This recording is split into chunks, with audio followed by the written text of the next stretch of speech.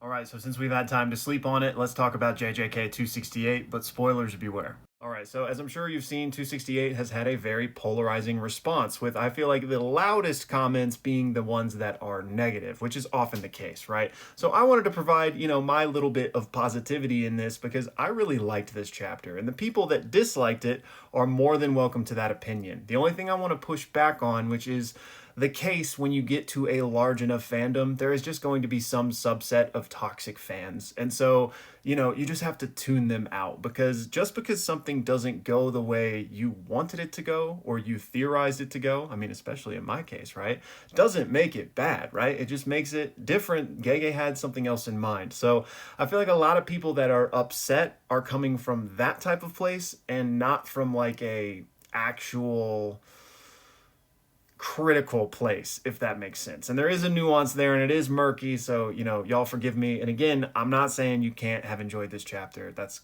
completely fine if you did, but to call it bad writing or stuff like that, I think that's just not fair, because that's just, again, completely subjective at the end of the day. But I think Gege has more than proven that he is a competent writer. Anyway, I digress. The point is, I wanted to talk about things that I liked about this chapter, and I think this was a beautiful and poetic end to the Sukuna and Yuji fight. I know a lot of people said it was anticlimactic, and it kind of like just Sukuna went out with a poof, but like that makes no sense to me. This fight has been going on for over a year, and we even knew at the end of last chapter, the editor said, like, this is ringing the bell on the end of the fight with Yuji's Divergent Fist Black Flash, which I thought was an incredible final move. It was Yuji's iconic move, right?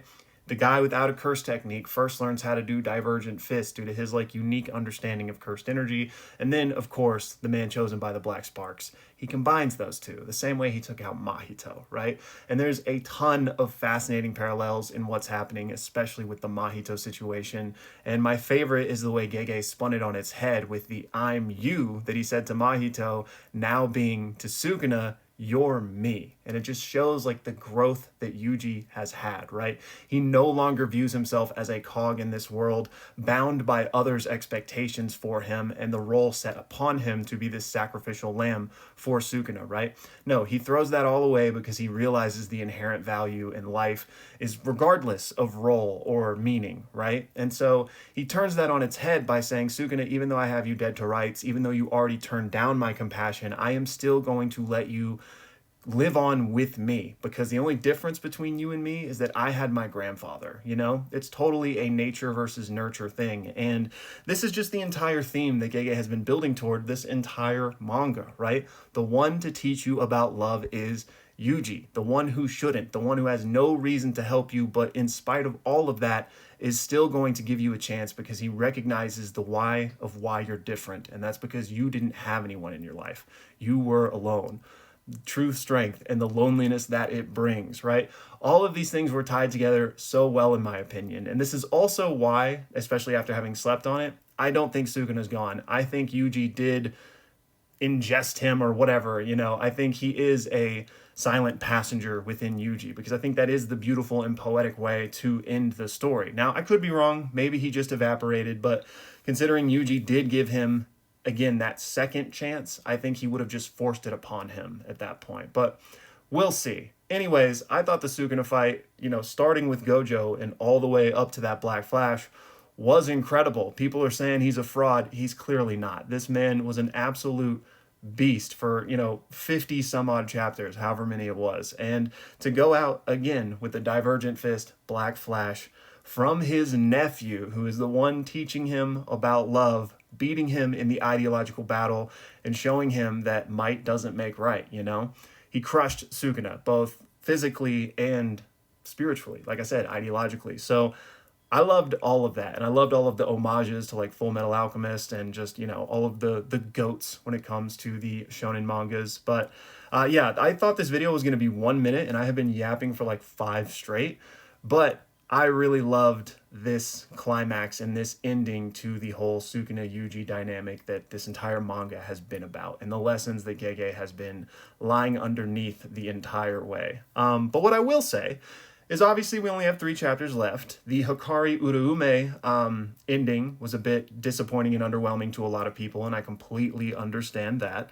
I know a lot of people wanted to actually see what happened in that fight, but instead Urume just offs themselves. So people disappointed in that. I get it. People disappointed that, we didn't get to see the merger. There wasn't a Kenjaku or a Gojo comeback. I get that. But that's where I'd say that, like, you can't let what your set expectations were, since that didn't happen, dictate, how good or bad what happened actually was. And again, there's a lot of nuance and stuff like this. So you guys are going to have to give me the benefit of the doubt, because obviously objectively bad things can exist. And again, it's subjective at the end of the day. So if you didn't like it, that's fine. But I did like it. So that's my 2 cents on it. And again, I just wanted to share that because what I've seen has largely just been a sea of negativity. So I wanted to kind of like push a little hole in that bubble for some positivity regarding this chapter. But anyways, like I said, this video is far longer than I intended it to be, so I'm going to stop yapping for now. We'll definitely be having more videos coming out over this break week analyzing different aspects of this chapter, but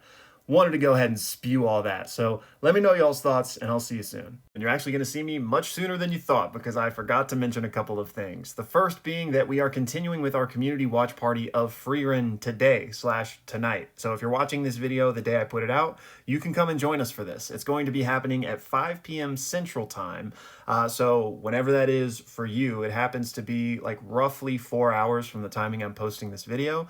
But join the Discord, because not only is that where the watch party will be taking place, but also there's an event that will adjust to your local time zone, so you can check out when it is for you that way pretty easily. Now, we're going to be picking up, with episode 11, because we watched 1 through 10 already. Now, I really enjoyed it. I think I already put out a video talking about it. Maybe I didn't actually, but yeah, it's lived up to the hype so far. We talked about how highly rated this is, but I've really enjoyed it. If you didn't see it, I probably wouldn't recommend jumping in with us starting with episode 11. You should do yourself the service of watching it from the start. But again, like I said, if you watch this video soon enough, you have time to watch the first 10 before we're going to pick back up. But yeah, anyway, join us for that a little bit later today, but then also, before the watch party later today, I'm actually going to be streaming on Twitch, so come hang out with me over there if you're free. I am Bocce on that platform, and I'm going to be playing a story-driven indie game called Neversong. I love story-driven indie games, and I actually know nothing about this one other than it was recommended by a good friend, so I'm excited to check it out. I've got a long list of games I need to play and get through, and I got the time today, so I figured, you know what?